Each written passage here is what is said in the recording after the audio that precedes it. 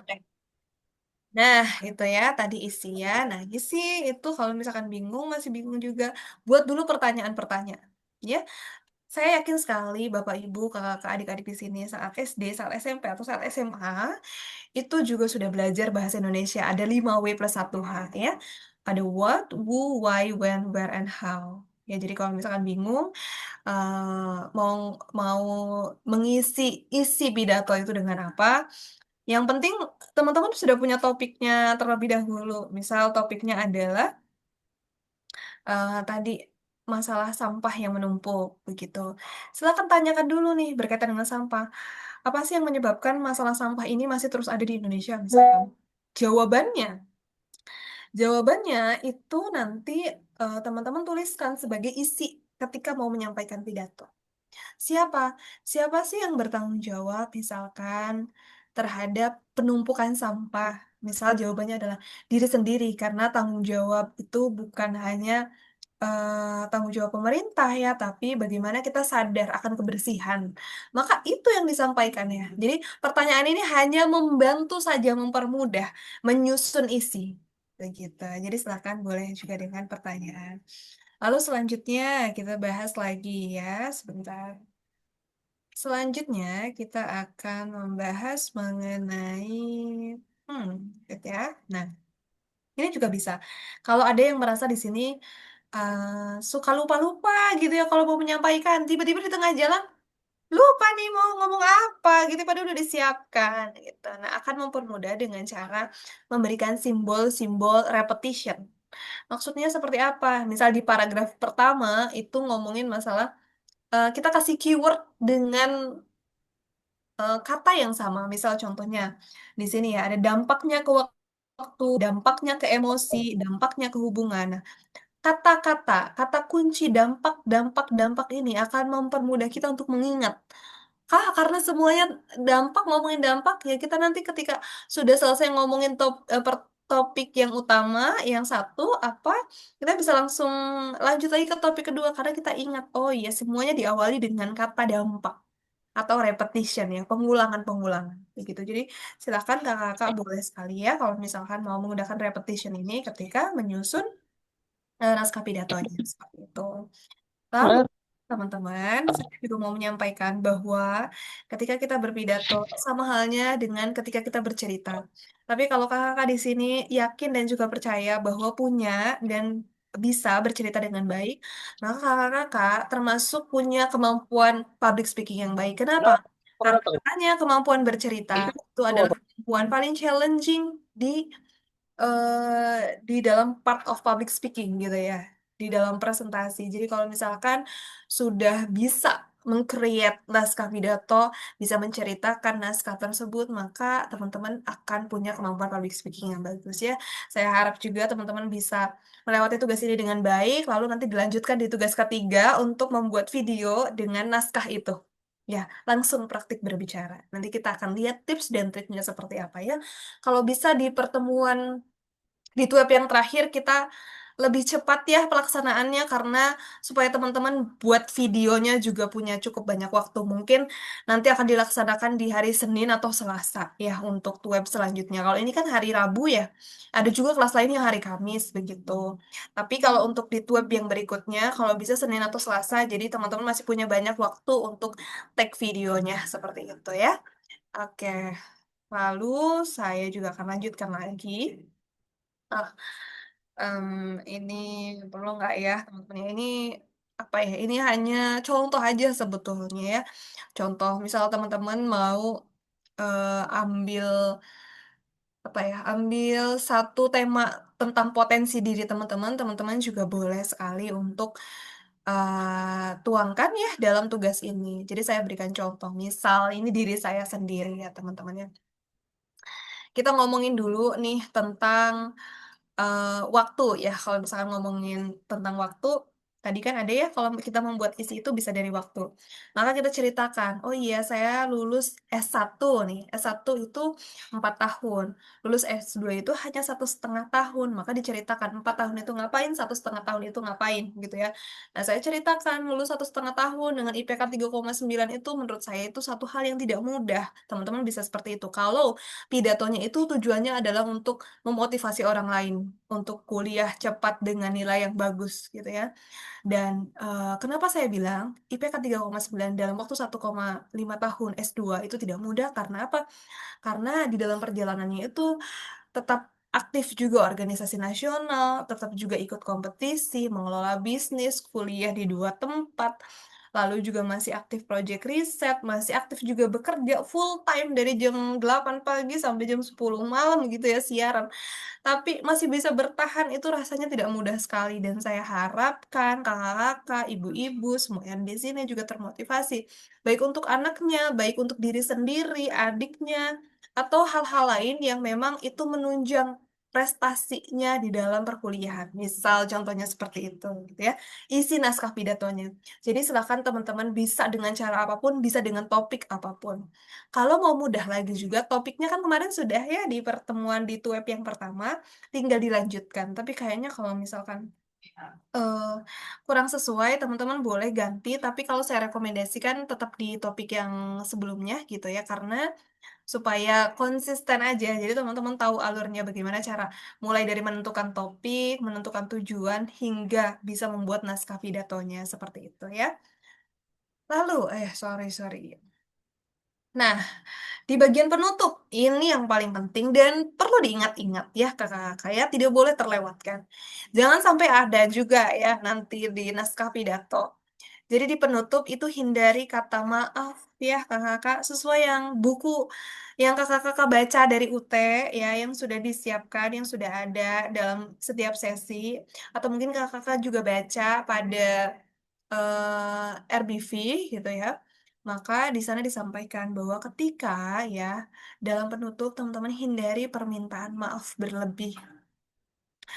Teman-teman coba ingat-ingat saat pidato, apakah ada kesalahan yang dilakukan? Kalau ada kesalahan, minta maaf sekali boleh.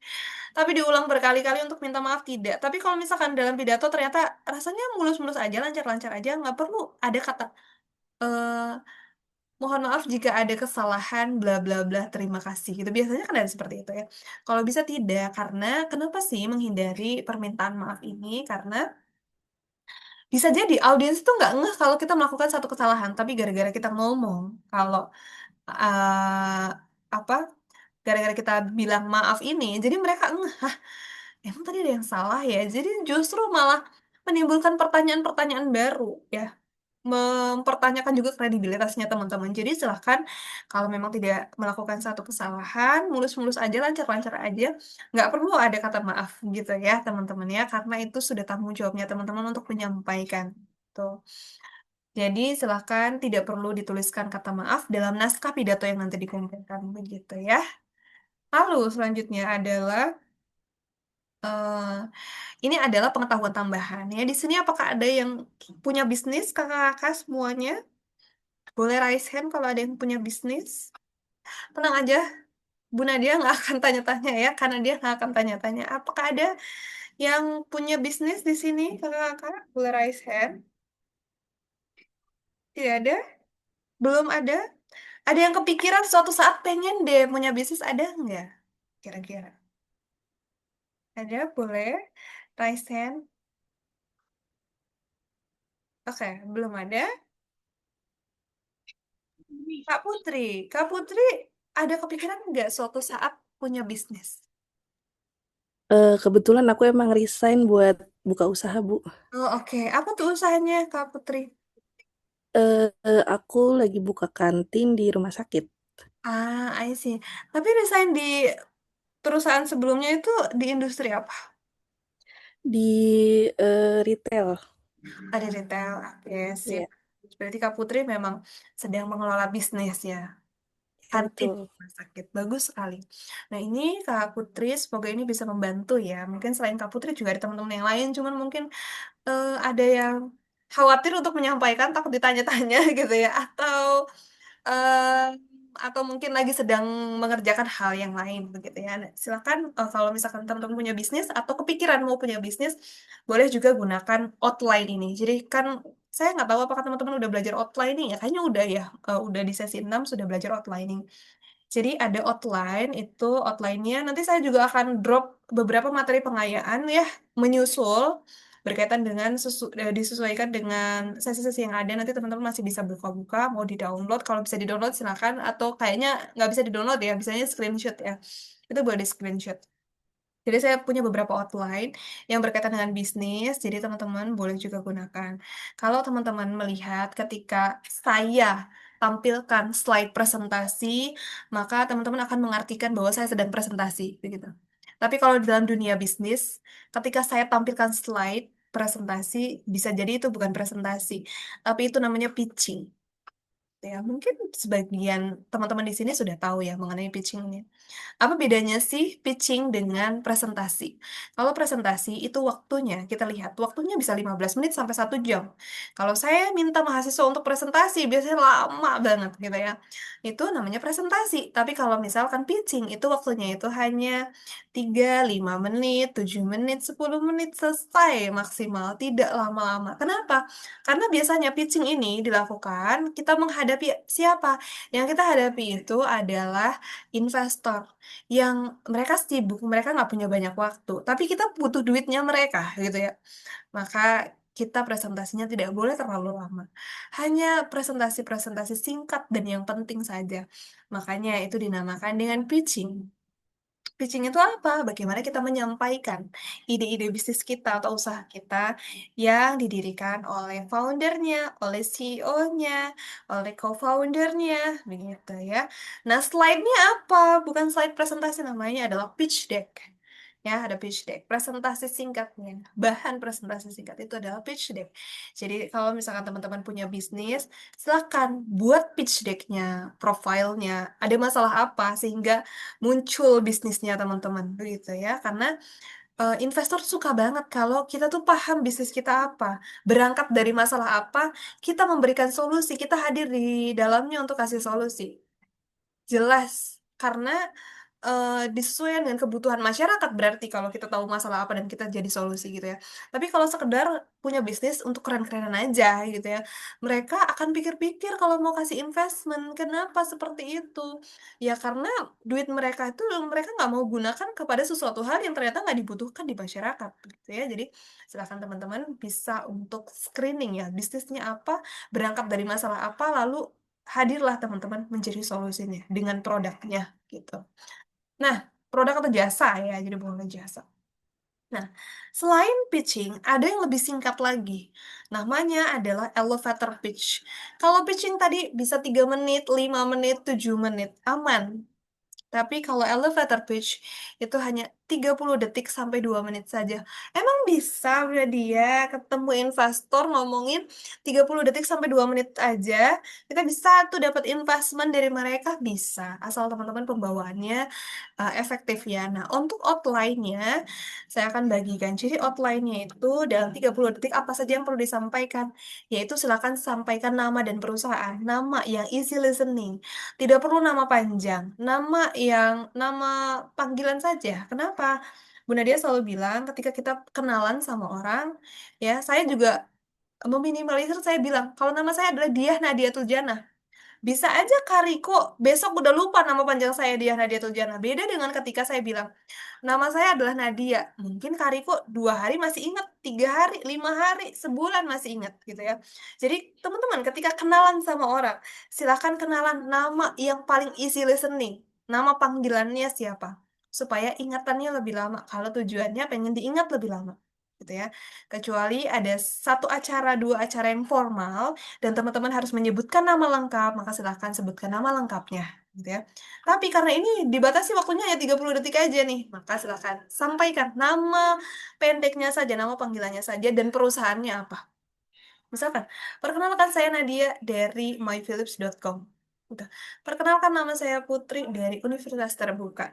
Seperti itu. gitu ya. Jadi silakan boleh untuk teman-teman bisa sesuaikan gitu ya dengan acaranya seperti apa. Nah, kalau di elevator pitch ini nama panggilan saja dan perusahaannya. Tunjukkan masalahnya. Kalau masalahnya adalah masalah sampah, boleh juga ditunjukkan dalam sebuah pertanyaan masalahnya. Misalnya contohnya, apakah kamu terganggu dengan masalah sampah di Indonesia yang semakin menggila? Tanda tanya gitu. Itu boleh. Kenapa sih? Dengan tanda tanya supaya ada interaksi. Ya, jadi kita nggak cuma sibuk menyampaikan sendiri, tapi ada interaksi melibatkan audiens itu dalam kondisi public speaking kita. Kalau ini khususnya adalah elevator pitch, gitu ya. Lalu berikan solusinya, solusinya apa? Produknya teman-teman atau jasanya teman-teman. Silakan ngomong. Misalkan tadi kantin di rumah sakit. Misalkan masalahnya tadi, masalahnya adalah keprihatinannya Kak Putri melihat orang-orang dan keluarga-keluarga yang lagi sakit gitu ya harus cari makan jauh-jauh gitu. Nah, Kak Putri di sini hadir memberikan solusi yaitu menyediakan kantin di dalam apa namanya di dalam rumah sakit yang bisa lebih mudah untuk dijangkau dan juga mungkin bisa ada delivery ke sana. Jadi Kak Putri ini hadir bukan hanya sekedar mencari keuntungan tapi membantu orang lain gitu ya. Jadi itu biasanya akan apa namanya akan dilirik oleh investor begitu ya. Jadi silakan teman-teman juga boleh lihat bisnisnya apakah sudah berorientasi membantu orang lain, berorientasi pada solusi atau hanya sekedar keren-kerenan aja. Ya. Lalu yang keempat adalah keunggulannya. Misalkan, keunggulannya apa? Bisa delivery, misalkan tadi ya. Atau mungkin bisnisnya skincare, ada kandungan apa saja, begitu. Jadi apa sih yang membuat teman-teman unik, beda bisnisnya, dan rasanya jadi daya tarik tersendiri. Nah, itu silahkan bilang. Lalu yang terakhir adalah yang paling penting juga, kasih tahu kontaknya apa, Instagramnya namanya apa, atau websitenya apa. Jadi kalau orang mau beli, investor mau research bisa langsung kelihatan ya di mana sih carinya kayak gitu ya. Jadi silakan boleh di screenshot teman-teman yang rasanya kepikiran mau punya bisnis ya bisa menggunakan ini ketika teman-teman mau menghadapi investor gitu ya. Lalu apakah masih ada outline yang lainnya lagi? Oke. Ada lagi. Ini bagi teman-teman yang pengen jadi content creator. Apakah di sini ada yang pengen jadi content creator? Tapi sebetulnya kalau bisnis ya, bisnis juga teman-teman kan butuh konten ya untuk bisnisnya. Nah, outline ini tuh bisa sekali teman-teman gunakan. Biasanya ya, karena kalau misalkan kita ngonten ya, orang-orang konten tuh biasanya halo guys, beli dong produk aku, bla bla bla gitu ya. Padahal sebetulnya, ketika teman-teman, mungkin di sini ada beberapa yang bukan dari ilmu komunikasi ya, teman-teman dari ilmu komunikasi atau dari PR ya, public relation. Teman-teman diharapkan mampu membuat konten atau iklan itu yang bisa menyesuaikan dengan psikologisnya audiens, psikologisnya viewers. Karena apa? Karena supaya mereka itu beli karena memang butuh bukan karena memang mereka FOMO aja gitu ya, supaya bisnisnya juga sustainable. Nah, gimana sih caranya kita buat konten, tapi sesuai dengan struktur dan juga bisa mempengaruhi audiens psikologisnya dengan cara apa? Buatlah konten. Saya yakin kalau ini teman-teman sudah tahu semuanya. Nggak perlu panjang-panjang, 30 menit sampai, 30 menit, 30 detik sampai 1 menit aja ya. Lalu apa lagi? Lalu gunakan outline ini. Jadi yang pertama kali disampaikan itu bukan, halo guys, aku punya lipstick nih, beli dong lipstick aku warnanya bagus banget deh. Nggak seperti itu. Tapi sebutkan dulu masalahnya apa. Ada masalah apa sih di dunia ini, di dekat-dekat ini, gitu ya. Nah, sampaikan juga pertanyaan itu dalam sebuah tanda tanya. Karena apa? Supaya kontennya nggak membosankan, nggak fokus sama kita ngomong doang, tapi mengajak mereka untuk berpikir juga, gitu ya. Mengajak mereka dalam situasi kita ngomong. Yang kedua adalah ada agitate. Teman-teman boleh sambil di screenshot ya, teman-teman ya, silahkan agitate. Agitate itu adalah memperburuk masalah. Tadi masalahnya sudah ada, tinggal diperburuk aja. Misalkan mau jualan shampoo, masalahnya adalah rambut rontok. Lalu agitate-nya apa? Kalau misalkan rambutnya rontok terus, nanti bisa menimbulkan kebotakan. Nah, itu ya, diperburuk masalahnya. Supaya mereka rasanya ada perasaan, "Ah, aku harus buru-buru beli sih, aku nggak mau masalah ini tetap ada di diri aku gitu ya. Jadi mereka akan rencananya mau segera mengatasi itu dengan produknya kita. Baru ngomong di terakhir produknya kita atau jasanya kita apa sebagai solusi. Misalkan hadir shampoo anti rontok bla bla bla dengan kandungan ini yang bisa membantu kamu apa-apa-apa.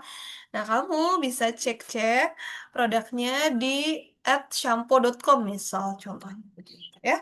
Nah, selesai begitu kontennya, tapi kontennya teman-teman nggak hanya sekedar lewat aja, tapi betul-betul mempengaruhi psikologisnya dari penonton atau viewersnya.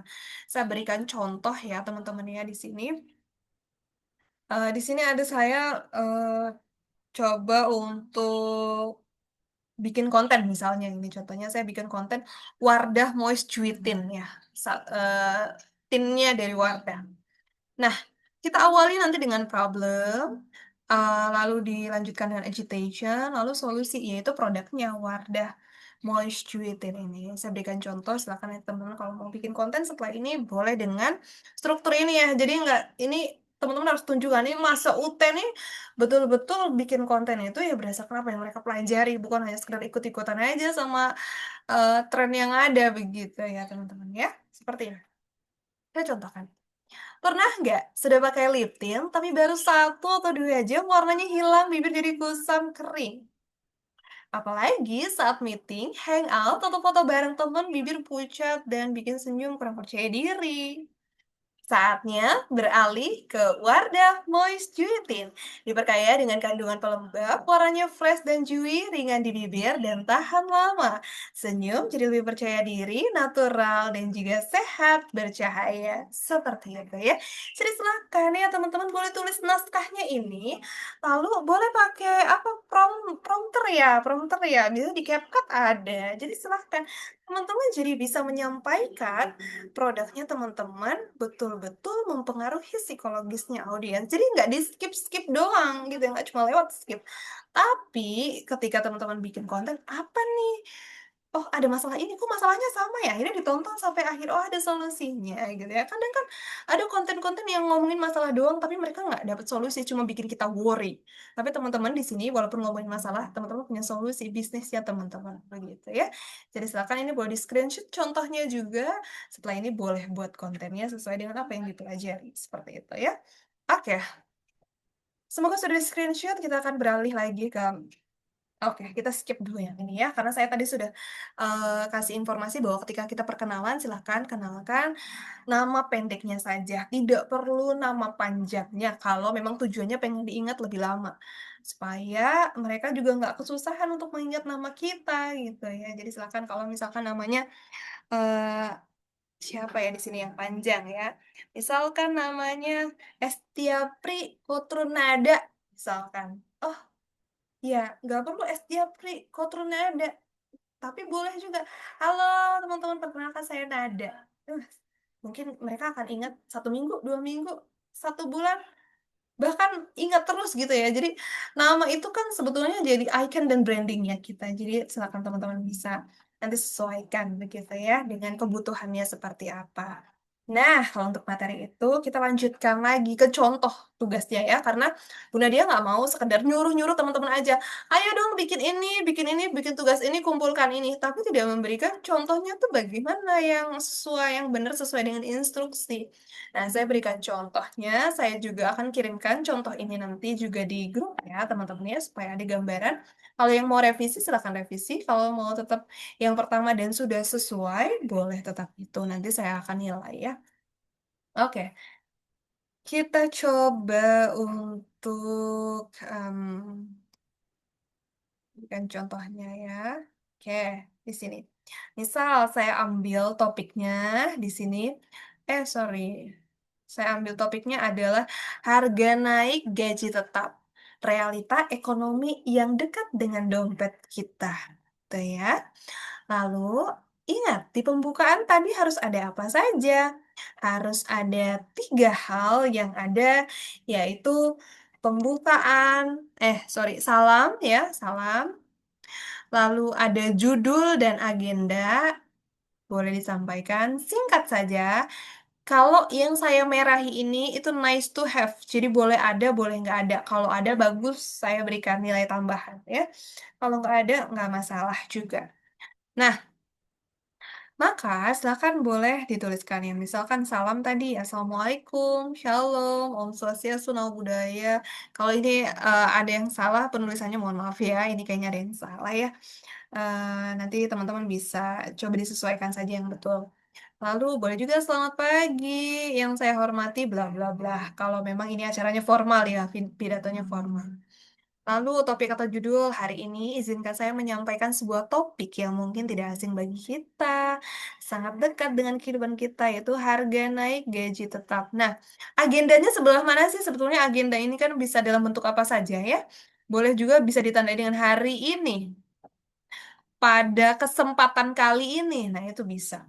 Gitu ya, dalam karena kalau kita mau jelasin agendanya panjang, sayangnya, takutnya ya nanti waktunya habis karena teman-teman hanya 3 menit saja gitu ya. Tapi sedangkan di tugas itu harus mencantumkan tadi judul dan agenda sesuai dengan yang ada di bukunya di UT ya teman-teman ya. Jadi boleh disesuaikan dengan itu nanti Bu Nadia akan koreksi. Kalau memang ada keyword agenda maka ya itu lolos-lolos aja. Nah, silakan pantun atau quotes atau data atau kalimat ajakan boleh disesuaikan dengan topiknya apa. Boleh tambahkan di sini. Lalu yang ke selanjutnya adalah isi ya tadi isi. Isi itu kalau bisa terdiri dari 3 pokok pikiran utama ya. Jadi teman-teman bisa lebih komprehensif menyampaikannya. Jadi pikiran utama tentang apa nih? Tentang gambaran kenaikan harga dulu sesuai dengan topik. Gambaran topiknya dulu deh yang pertama. Nah kalau ini pakai isi sebab dan akibat. Setelah gambaran, pikiran utama kedua penyebabnya apa? Lalu yang ketiga ini akibatnya ya berupa adaptasi dan harapan masyarakat gitu. Jadi teman-teman boleh disesuaikan juga kira-kira topiknya apa. Paling sesuai kayaknya pakai yang gimana ya, pakai isi yang apa aja ya, di dalamnya mau bahas apa aja silahkan. Boleh disesuaikan dengan topiknya, karena masing-masing topik itu strateginya juga beda. Kalau misalkan ada yang cerita tentang daerah, satu daerah tertentu, maka boleh pakai spasial. Di daerah ini datarannya tinggi, isinya bla bla bla, ngomongin apa. Di daerah ini datarannya rendah, mau ngomongin apa bla bla bla begitu ya. Ini silakan. Lalu teman-teman juga di yang ketiga itu ada 3 hal yang wajib yang perlu disampaikan di tugas.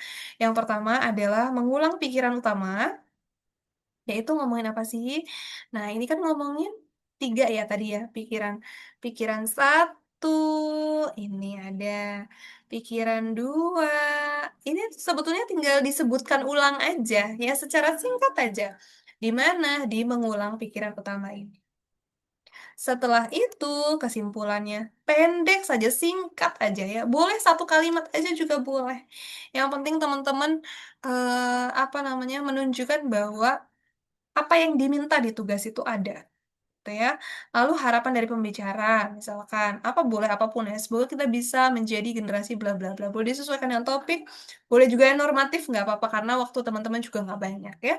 Lalu salam penutup, seperti itu ya. Jadi ini contoh tugasnya nanti saya berikan screenshotnya di grup ya, teman-teman bisa coba dicek lagi apakah tugas yang sudah dikumpulkan sudah sesuai atau ternyata masih ada yang kurang sesuai dan mau diperbaiki, silakan boleh diperbaiki, dikirimkan ulang begitu ya. Nah, bagus sekali kalau teman-teman sudah mengerjakan karena teman-teman ya revisi. Beda mungkin dengan teman-teman yang belum mengerjakan, nanti harus mengerjakan dari awal. Sebetulnya dua-duanya nggak masalah gitu ya. Yang penting teman-teman mampu bisa menjawab apa yang diminta di tugas dan apa yang teman-teman pekerjakan. Begitu ya. Oke, kan setelah ini saya akan buka sesi tanya jawab. Boleh berkaitan dengan tugas, boleh tidak berkaitan dengan tugas, boleh berkaitan dengan public speaking-nya supaya nanti teman-teman juga apa yang saya sampaikan eh, bisa lebih dipahami dengan baik oleh teman-teman ya. Jadi boleh silakan pertanyaannya apapun boleh terkait tambahan materi tadi juga boleh begitu. Silakan bagi teman-teman yang ingin bertanya atau bagi teman-teman juga boleh disampaikan yang baru hadir, belum presensi tadi, belum absen ya. boleh disampaikan ya untuk absen terlebih dahulu supaya nggak terlewat, supaya nanti kita bisa langsung ubah karena waktunya mumpung absennya masih ya sampai pukul 21 kalau tidak saya setting.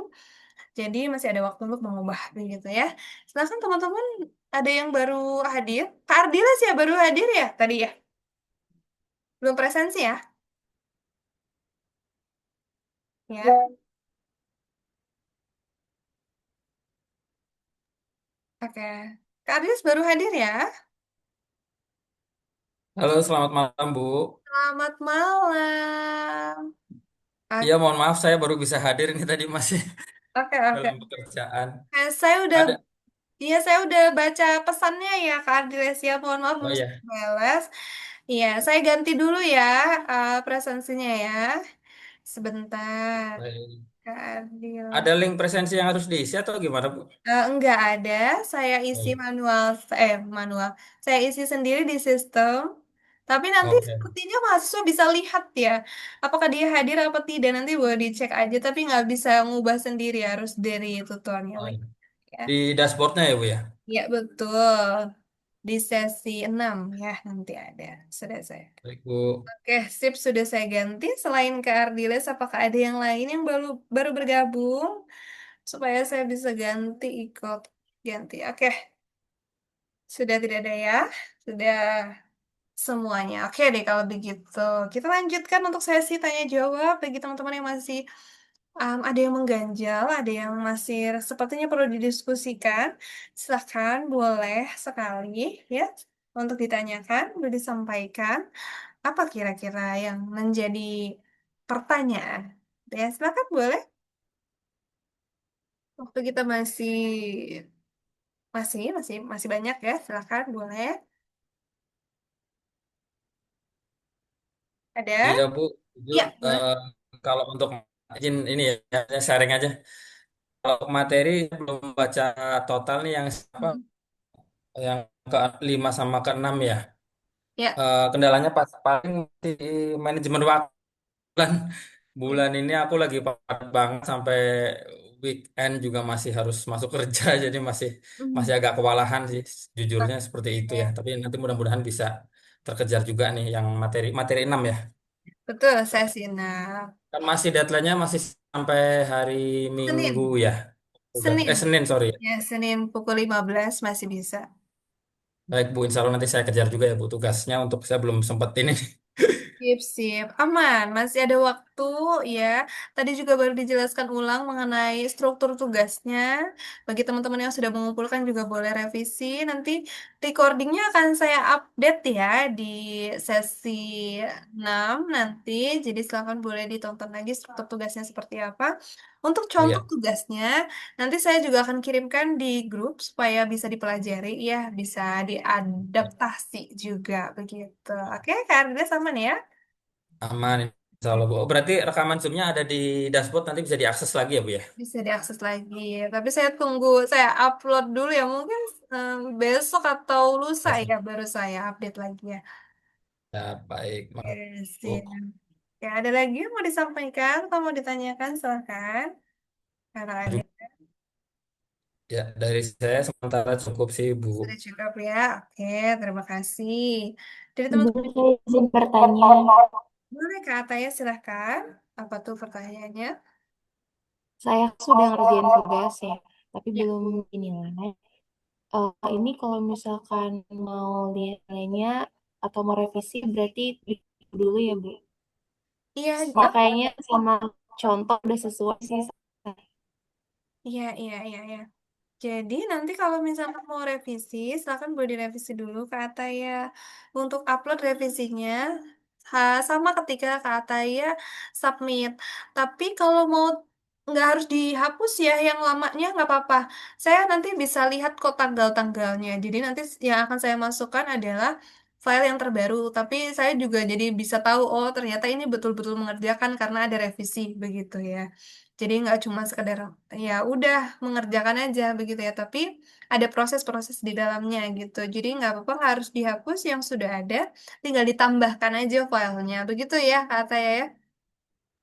Baik, berarti tinggal ditunggu nilainya ya, Bu ya. Kenapa? ditunggu nilainya. Soalnya belum dinilai. Oh iya, iya. Iya, betul, betul, betul. Nanti nilainya saya Iya. akan di akhir. Oke, terima Oke, kasih, Bu. sip, aman. Saya nilainya nanti di akhir ya, kakak-kakak. Assalamualaikum. Iya, silahkan. Ya, malam Bu. Selamat malam, Iya, Kak izin Rahman. bertanya Bu. Iya, Ah, ya. ini kan public speaking kan dimasukkan di mata kuliah untuk jurusan hukum. Ya, Apa relevansinya antara jurusan hukum dengan public speaking? Dan oke. selanjutnya, Nah, public speaking ini apakah bisa kita kembangkan dan artinya bisa menjadi eh, apa ya? Jadi bahan atau sebagai pencarian di masa depan. oke. Begitu Bu. Terima kasih. Terima kasih banyak. Kak Rahman prodinya apa? Sorry, hukum. Oh, hukum ya. Oke, sip. Kenapa ya kok eh, public speaking ini masuk ke mata kuliah yang ada di hukum dan akhirnya Kak Rahman memilih public speaking ini? Nah, sebetulnya saya nggak tahu apakah mata kuliah berpraktik public speaking ini adalah mata kuliah pilihan atau mata kuliah wajib ya kalau di sana. Nah, tapi kalau misalkan mata kuliah pilihan, berarti kan Kak Rahman memilih ya.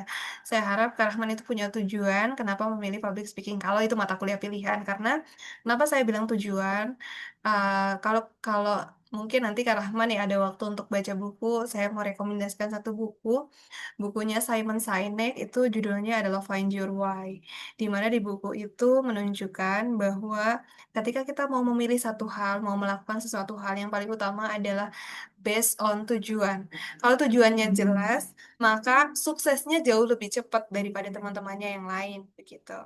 Nah, jadi kita harus tahu juga nih ya, kira-kira kalau misalnya kita belajar public speaking, apa sih yang kita harapkan?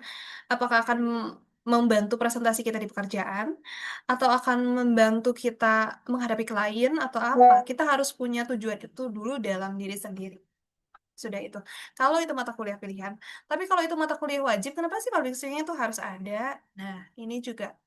Sebetulnya, kita berbicara mengenai komunikasi terlebih dahulu ya. Komunikasi itu kan kita bagi menjadi tiga hal. Jadi ada verbal, ada, sorry, sorry. Ada menulis, ada mendengarkan, dan juga ada berbicara, begitu ya. Nah, kali ini yang dibahas di public speaking itu berbicara, tapi kedua cabang komunikasi tersebut, mendengarkan dan juga eh, menulis, itu juga sebetulnya saling berkaitan, di mana, misal contohnya, kalau misalkan Kak Rahman suka menulis, maka bisa jadi dipastikan bahwa Kak Rahman juga bagus dalam berbicara. Kenapa? Karena ketika kita menulis, kita belajar menstrukturkan otak kita. Ketika kita berbicara, kita juga butuh strukturisasi otak untuk menyampaikan. Jadi ketika kita menyampaikan, strukturnya bagus. Ngomong A dulu, ngomong B dulu, ngomong C dulu. Ini akan saling berkaitan. Jadi kalau Kak Rahman tanya, kenapa sih kita harus belajar public speaking, padahal kita hukum? Atau mungkin di sini ada yang prodinya kebanyakan nulis. Nah, itu saling berkaitan. Sama-sama pakai otak. Jadi, apa yang tadi ditanyakan, kira kenapa sih public speaking itu harus? Nah, contohnya lagi adalah seperti ini. Coba kita refleksikan dulu saat kita SMA atau SMP gitu ya, dalam satu kelas. Karena kalau di QT ini kan mungkin beda-beda ya setiap kelasnya, tapi kalau di SMP, SMA itu kan jarang yang, maksudnya eh, untuk kenal satu sama lainnya itu kan lebih lebih mudah begitu. Nah, dalam satu kelas ada tuh anak-anak yang dia pinter banget ya kalau dikasih tugas nilainya 100 terus. Tapi dia public speaking-nya biasa-biasa aja. Tapi ada juga anak-anak yang public speaking-nya bagus. Tapi kalau tugas ya biasa-biasa aja ya, paling 70, 80 gitu ya. Tapi biasanya yang paling tinggi mana peringkatnya? Yang public speaking-nya bagus walaupun tugasnya biasa-biasa aja. Kenapa sih seperti itu? Karena kalau kita pintar doang, pintar untuk diri sendiri, tanpa kita ngomong, tanpa kita menyampaikan apa yang kita dapat ilmunya kepada orang lain, ya nggak akan jadi apa-apa. Ya udah pinternya untuk diri sendiri, tapi nggak bermanfaat untuk orang lain. Maka, kenapa sih pentingnya ya kita mengambil mata kuliah public speaking agar apa yang sudah Kak Rahman itu pelajari yang di bidang hukum itu mampu Karaman transfer ke orang lain dengan baik. Nah, ini kalau di hukum ini bagusnya seperti ini.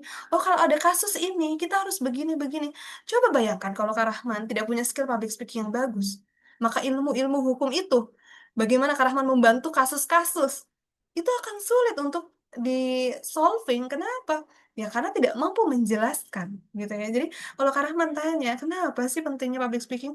Kalau saya dikasih kesempatan nih 2 hari untuk ngomong, mungkin saya bisa ngomong 2 hari, Kak Rahman ya. Tapi yang berkaitan dengan tadi ya, program studinya Kak Rahman adalah hukum, yaitu banyak sekali sebetulnya yang bisa diambil ketika kita belajar public speaking ya. Entah itu dari otaknya, entah itu dari motoriknya, bagaimana tujuannya, itu banyak sekali. Seperti itu ya Kak Rahman ya, semoga itu bisa menjawab beberapa di antaranya. Baik, terima kasih Bu. Boleh satu lagi nggak Bu? Boleh, silahkan. eh Bagaimana cara memperbaiki intonasi? Ya, contohnya seperti Bu Nadia sekarang. Terima kasih. Oke, terima kasih banyak Kak Rahman. Bagaimana sih ya caranya supaya kita bisa belajar intonasi dengan baik? Nah, saya sebetulnya punya materi ini di TUEP ketiga ya, karena TUEP ketiga itu kan tugas terakhirnya teman-teman untuk public speaking ya, menunjukkan praktik public speaking ini seperti apa nanti dalam sebuah video.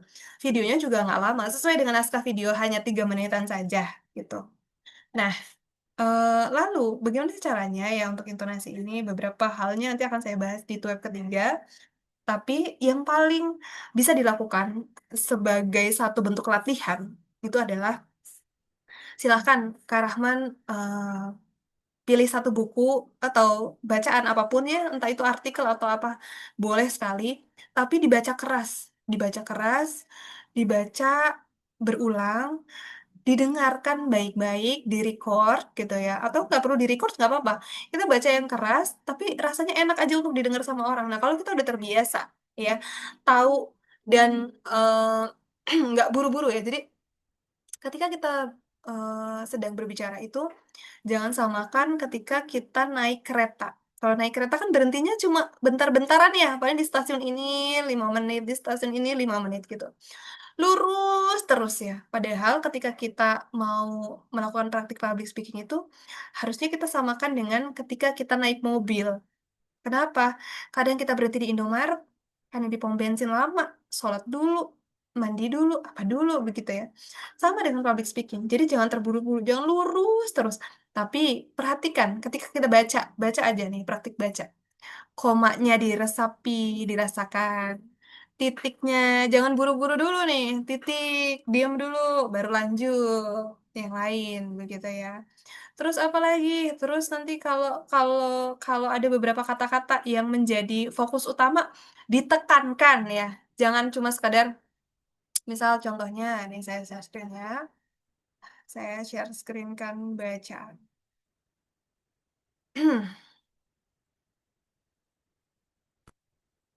Nah, misal saya tulis di sini ada bacaannya seperti ini. Saya baca dengan 2 versi. Saya baca dengan 2 versi. Yang pertama, saya baca dengan versi yang pertama. Hidup yang baik adalah hidup yang diinspirasi oleh cinta dan dipandu oleh ilmu pengetahuan. Coba teman-teman resapi. Apakah itu intonasinya baik? Apakah itu menarik? Apakah itu enak didengar? Itu kan tidak ya, flat aja. Tapi beda ketika saya baca seperti ini. Hidup yang baik adalah hidup yang diinspirasi oleh cinta dan dipandu oleh ilmu pengetahuan. Nah, itu kan 2 contoh yang berbeda. Contohnya seperti ini. Dari kalimat ini, yang mau ditekankan tuh yang mana sih sebetulnya? Saya mau ngomong kalau hidup itu diinspirasi oleh cinta loh. Maka yang perlu saya tekankan, kata yang perlu saya tekankan ketika saya berbicara adalah bagian cinta. Selain cinta apalagi sih? Ada ilmu pengetahuan. Maka ditekankan bagian ilmu pengetahuan. Cinta dan ilmu pengetahuan itu silakan ditekankan, kata-kata itu. Lalu, bagaimana sih agar kita bisa meresapi itu? Ada latihan namanya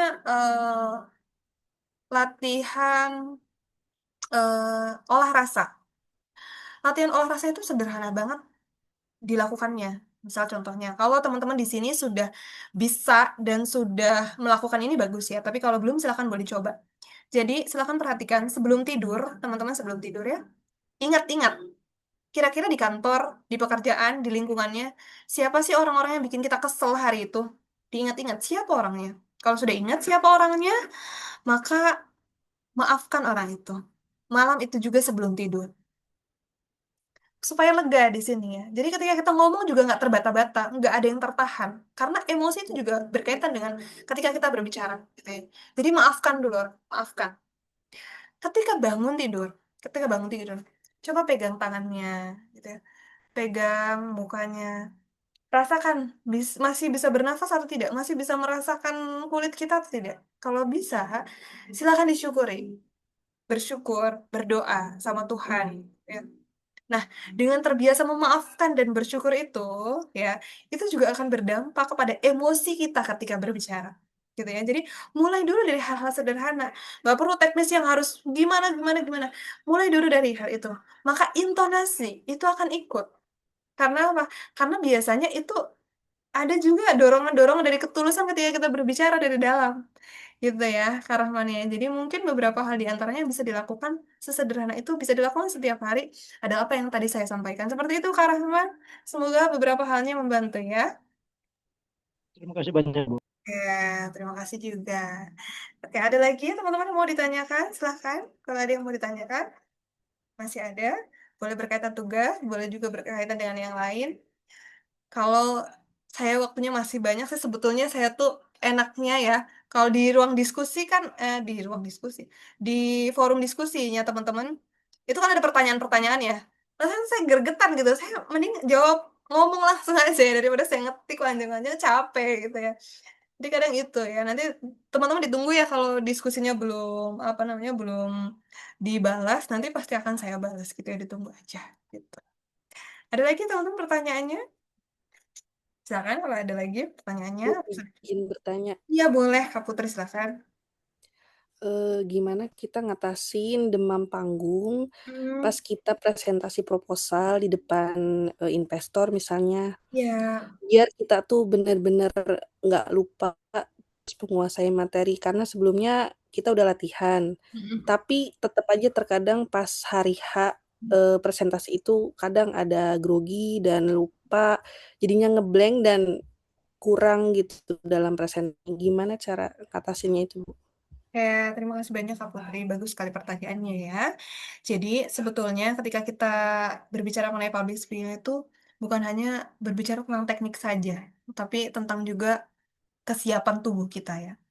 Jadi kadang kalau kita mau menghadapi investor, malamnya kita nggak bisa tidur, ya. Atau nggak begadang menyiapkan. Terus besok paginya kita lupa sarapan karena kita kepikiran, kita harus langsung pergi gitu ya. Sar. Padahal itu penting sekali, ya. Apalagi mungkin teman-teman yang punya asam lambung dan yang lainnya.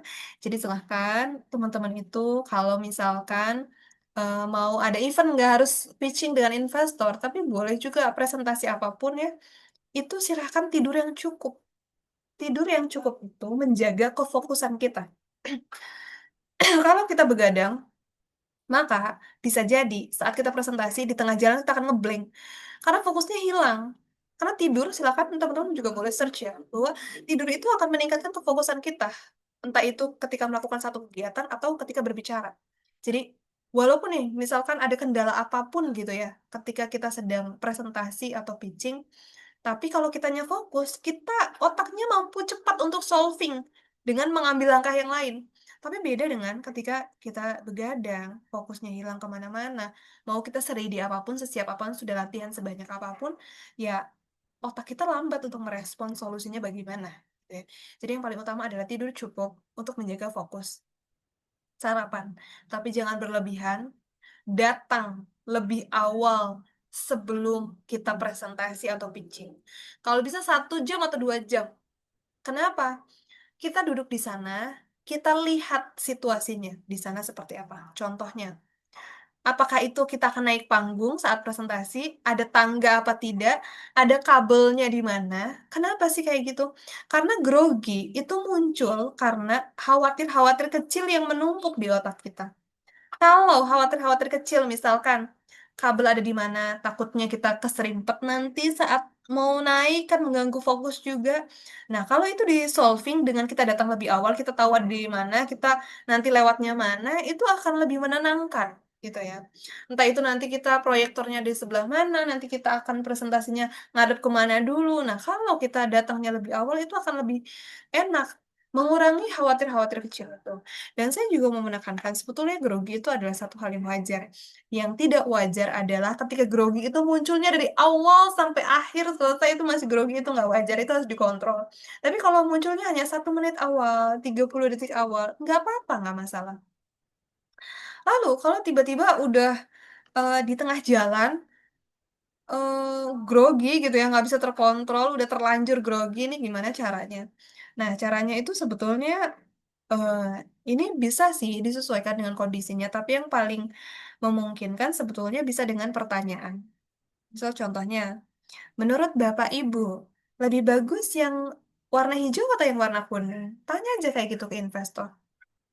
Supaya teman-teman ada waktu untuk ambil nafas, untuk menenangkan diri sambil menunggu jawabannya. Ada juga yang bertanya ke saya, Bu, saya udah mencoba nih, Bu, melontarkan pertanyaan saat saya grogi, tapi kok gagal? Malah orangnya nggak jawab. Saya makin grogi. Nah, saya tanya, apa pertanyaan yang dilontarkan? Dia bilang, gimana menurut Bapak perekonomian Indonesia saat ini? Kalau saya juga ditanya begitu, saya akan diam dulu. Kenapa? Saya mikir terlalu berat itu ya. Maka kalau tujuannya adalah untuk kita mengontrol diri agar bisa punya waktu untuk mengontrol si groginya, buat pertanyaan-pertanyaan sederhana, pertanyaan-pertanyaan tertutup yang jawabannya sudah ada. Misal tadi ya, mau pilih yang mana? Mau pilih yang apel, anggur, atau pisang? Nah, itu kan jawabannya udah ada. Even mereka akan jawab salah, yang penting mereka udah punya opsi jawaban. Pasti akan mereka jawab, gitu ya. Jadi, silakan lontarkan pertanyaan, tapi pertanyaan yang mudah saja, yang rasanya bisa dijawab oleh siapapun, begitu ya. Tapi akan menenangkan untuk kita, karena kita punya waktu untuk setidaknya ambil nafas, gitu ya. Memikirkan setelah ini mau apa lagi nih, mau melanjutkan yang mana. Seperti itu ya, Kak Putri ya. Semoga beberapa di antaranya bisa membantu. Oke, aman, Kak Putri?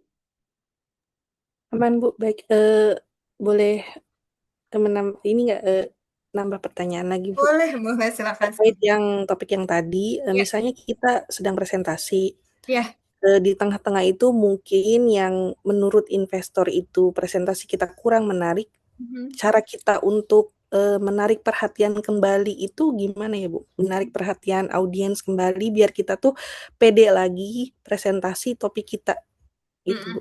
Oke, sih bagus sekali pertanyaannya ya.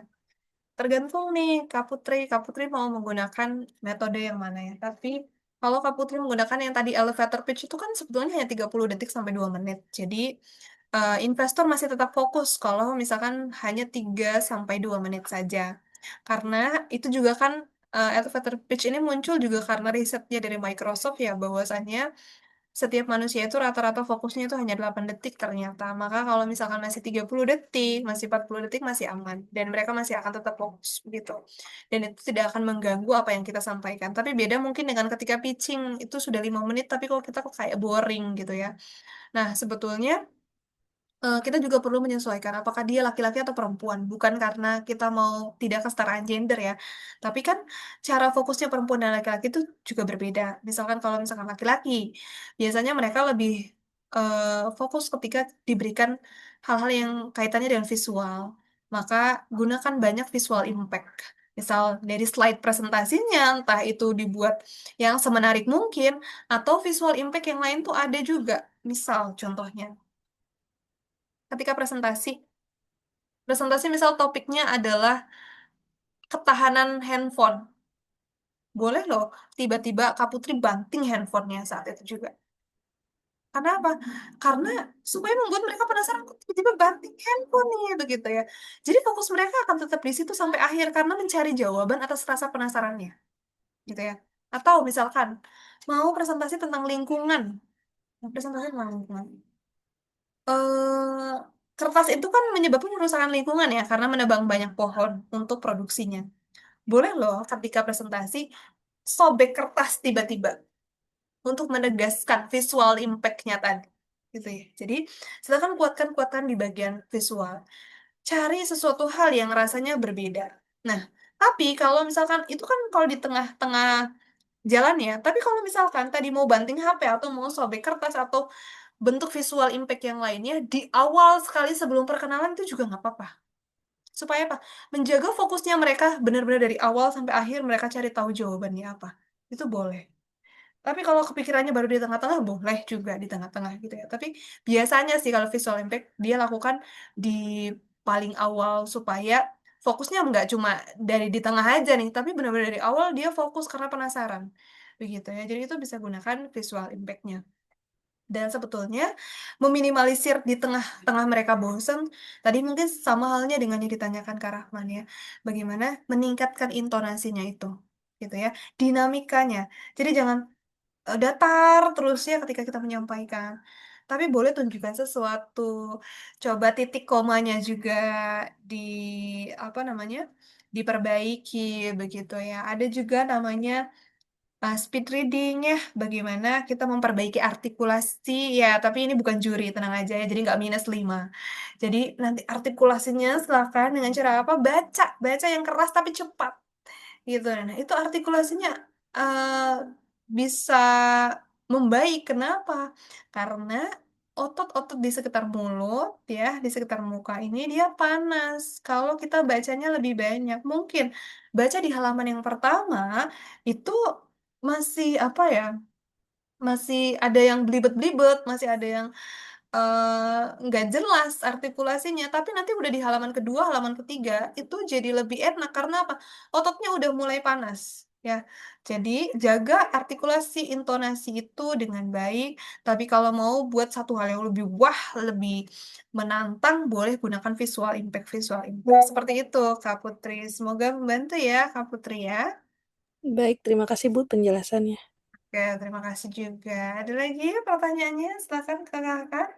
Ada pertanyaan lagi? Bu, izin nanya Bu, Ya, tadi banyak yang boleh. ketinggalan. Oh ya, boleh Kak Andika. Udah Ini pasti. mau jalan pulang sini Bu. Oke. Iya duluan Bu. Tadi ini Bu, apa namanya? Mengenai tugasnya itu yang maaf Bu, maksudnya dikumpulnya itu berbentuk tabel yang Ibu buat atau langsung pidato full aja ya Bu? Oke. Oke. Kak Andika tadi udah presensi ya, tapi ya. Udah absen ya? Iya udah Ibu. Sip, oke. Nah, Kak Andika, kalau bisa dibuat tabel itu, saya lupa apakah di tugas itu ada tertulis tabel apa enggak. Kalau bisa dibuat tabel supaya jelas pembukaan yang mana, isi yang mana, penutup yang mana. Jadi meminimalisir apa namanya? Terlewat gitu ketika penilaian ya. Misalkan harusnya Kak Andika dapat nilainya 90 karena tadi ada yang terlewat tercampur dengan isi, misalkan bukan tercampur dengan isi, nggak kedetek jadi 85 gitu kan sayang kan ya. Nah, jadi kalau bisa agar lebih jelas dibuat tabel aja. Pembukaan tuh yang mana sih? Isi tuh yang mana sih? Penutup yang mana? Begitu ya. Jadi akan membantu nilainya teman-teman juga karena kerapihannya begitu. Gitu ya Kak Andika ya. Kalau bisa dibuat dalam tabel ya. Oke, terima kasih Bu. Terima kasih kembali. Oke, ada lagi Kak Riko tadi ya? Iya Ibu, Ya. izin. Betul pertanyaannya. Assalamualaikum warahmatullahi wabarakatuh. Salam warahmatullahi wabarakatuh. Iya Ibu, izin saya mau nanya Ya. perihal kita ketika public speaking di depan audiens itu kadang-kadang kan kita udah ngerasa tuh kayak ngeblank ya. Nah pas ngeblank itu kayak ngerasa kita ngobrolin tuh hal yang aneh dan hal Mhm. yang nggak perlu diobrolin sebenarnya kayak ngalor ngidul gitu. Mhm. Itu tipsnya gimana ya Bu biar jadi nggak freak di mata audiensnya gitu? Oke, oke. Menurut Ibu ya. Eh, bagus sekali pertanyaannya Kak Riko. Gimana ya? Tergantung sebetulnya eventnya apa ya Kak Riko ya. Eh, saya nggak tahu apakah kayaknya sih ada ya di web ketiga saya bahas nanti saya minta teman-teman itu pilih apa namanya metode-metode public speaking. Nah, kalau misalkan Kak Riko ada dalam situasi di mana Kak Riko audiensnya banyak dan situasinya formal, Kak Riko lagi ada di depan gitu. Gimana sih caranya agar nggak freak gitu ya, nggak aneh ketika ngomong? Sebetulnya kuncinya orang dipercaya itu adalah dengan kita mampu menyebutkan data. Tapi orang menyebutkan data kalau base-nya tidak ada di sini, apa ya, base datanya tidak ada di sini akan susah juga. Nah, dengan cara apa sebetulnya? Dengan cara banyakin, misal gini, Kariko, Kariko sukanya baca, suka nongkrong, apa suka traveling atau suka apa nih? Hobinya apa deh Kariko? Traveling sih, Bu. Traveling. Oke, hobinya traveling ya. Nah, silakan Kak Riko perbanyak data, perbanyak ilmu pengetahuan, perbanyak wawasan. Agar ketika Kak Riko itu ngeblank, nggak tiba-tiba ngomong ngalor ngidul gitu ya, nggak jelas gitu ya. Tapi selalu akan ada asupan-asupan wawasan yang ada di sini. Dengan data yang jelas ya. Karena misal tiba-tiba besok Kak Riko tuh jadi bupati, terus jadi gubernur. Kak Riko nggak bisa kalau tiba-tiba ngomong ngalor ngidul gitu ya. Ngalor ngidulnya boleh kalau dengan data. Misalkan ngomongin masalah jalan rusak di sini tuh udah ada berapa persen gitu ya dari data BPS misal contohnya. Atau eh, hasil diskusi saya bersama teman saya, manajer Bank BRI misalkan. Kita berbicara mengenai keuangan, bahwa keuangan tuh harus begini, begini, begini. Tuh. Jadi di sini tuh menunjukkan bahwa sebetulnya data atau wawasan itu nggak hanya dari buku, tapi bisa saat ngobrol sama orang yang kredibel, atau juga dari traveling. Saat saya jalan-jalan kemana. Jadi ada basicnya, nggak cuma sekedar eh, Wonosobo itu indah ya, karena bla bla bla. Enggak, tapi dijelaskan. Kak Riko bisa ngomong Wonosobo itu indah tuh dari mana? Karena saya itu traveling, saya tuh hobinya traveling. Jadi saya tuh pernah ada di satu tempat di mana tempat itu indah sekali. Namanya tempat ini. Kenapa itu indah? Karena alamnya masih terjaga, bla bla bla. Gitu ya. Ketika ngomong tuh ada base-nya, ada dasarnya, nggak cuma sekedar ngomong yang nggak jelas gitu ya. Tapi saya dapat wawasan itu, saya dapat ilmu itu dari mana? Itu harus disampaikan supaya mereka itu percaya karena orang kalau mau dipercaya itu banyak ngomongin data daripada sekadar ngomongin hal-hal yang nggak penting. Nah, kalau kita itu sudah punya banyak data di otaknya, itu ketika diajak ngobrol apapun tuh nyambung-nyambung aja, Kak Riko. Mulai dari hal sederhana dulu. Ketika saya pertama kali karir saya sebagai seorang presenter, itu saya ditanya sama atasan saya, Kak Riko. Nat susah ya jadi presenter ya. Susah ya nanya-nanya ke orang ya. Karena setiap hari itu tamunya bisa 5 orang dan 5 siaran ya dari pagi sampai malam. Kalau kita nggak punya wawasan yang banyak, kita pasti bingung ngomongin apa. Topiknya beda-beda.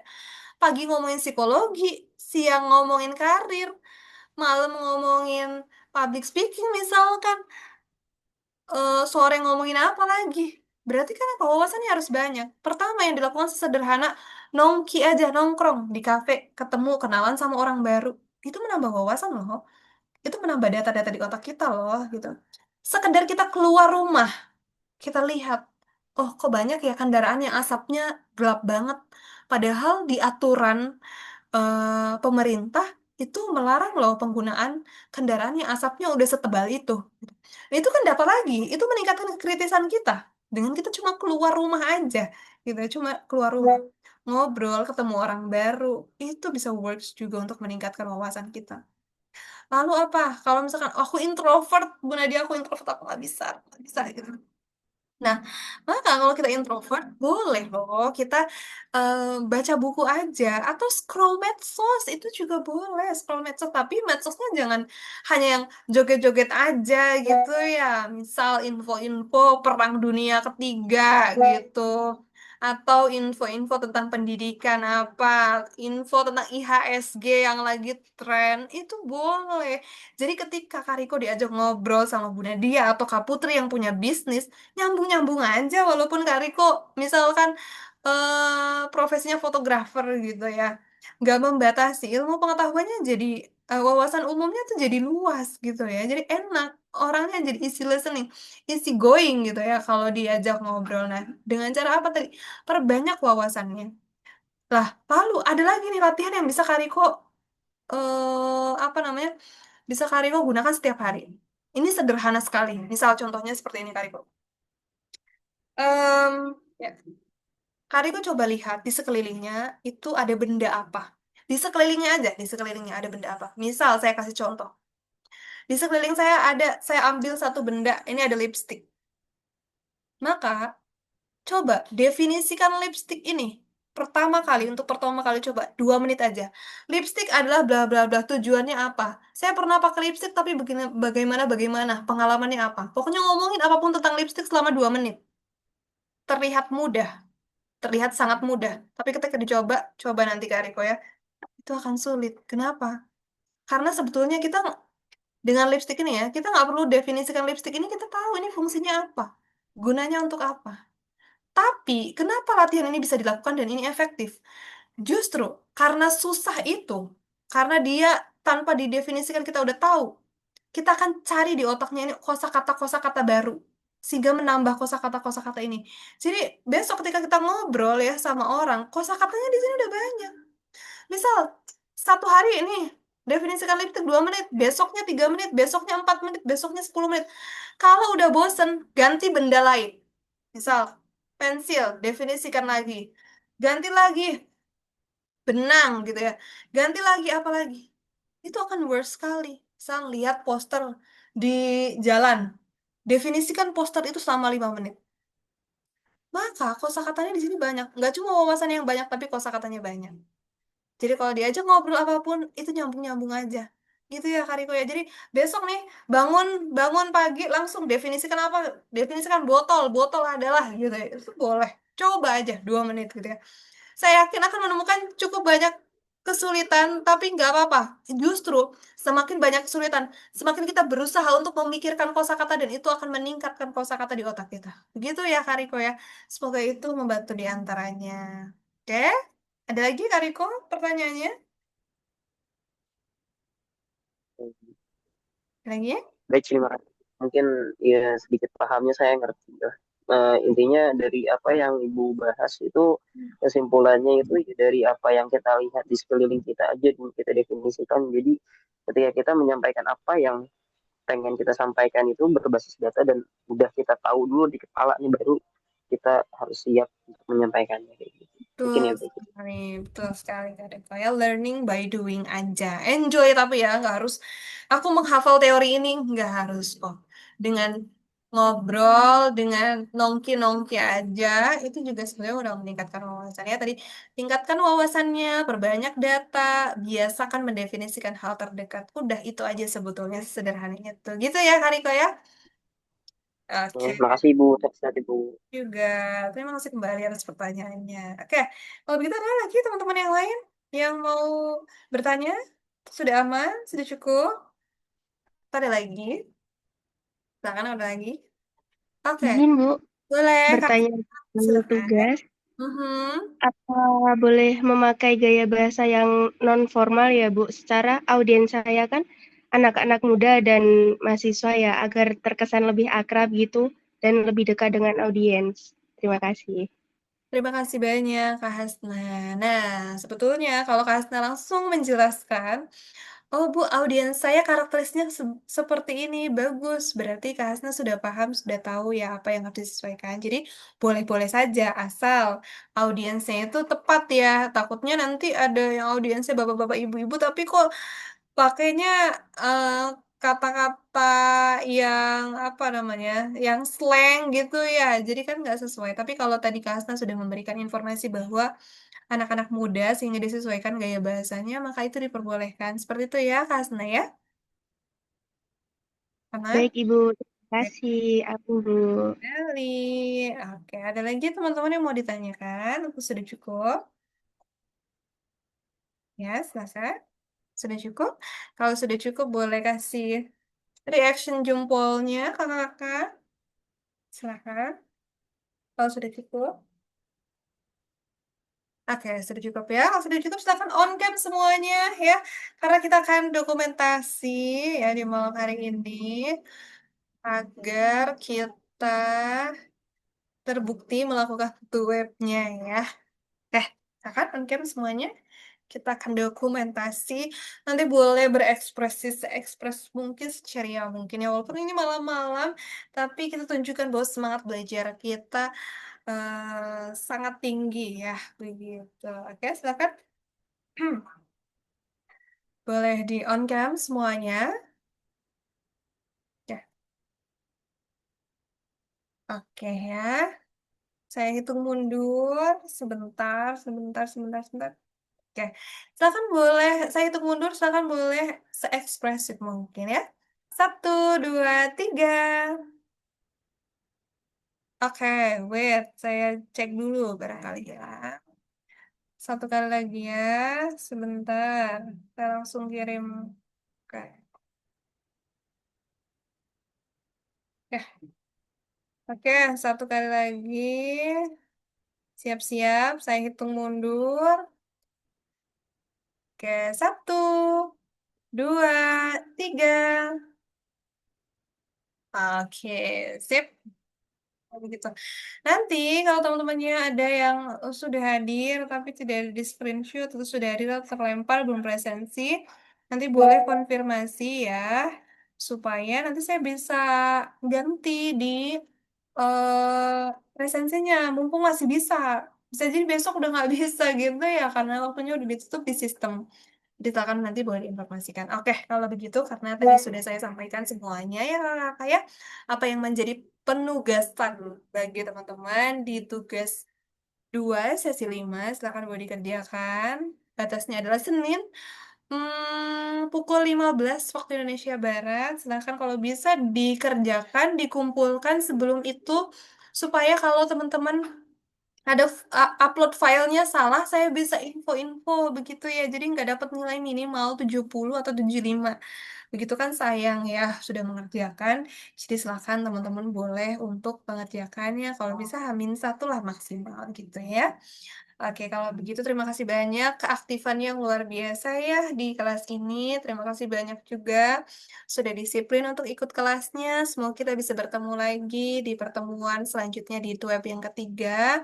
Saya selalu ingatkan kepada kakak-kakak untuk jaga kesehatan selalu. Jangan lupa minum air putih yang banyak karena itu penting sekali ya. Kalau tadi ada yang pertanyaan, gimana caranya supaya bisa fokus kalau nggak tidur yang cukup, minum air putih yang banyak seperti itu ya. Jaga kesehatan selalu supaya kita bisa bertemu lagi di pertemuan berikutnya, di pertemuan web ketiga dengan kesehatan yang sama dan juga dengan semangat yang sama. Saya tutup kelasnya. Wassalamualaikum warahmatullahi wabarakatuh. Sampai jumpa lagi. Terima kasih banyak. Waalaikumsalam warahmatullahi wabarakatuh. Terima kasih ya, Bu. Terima kasih.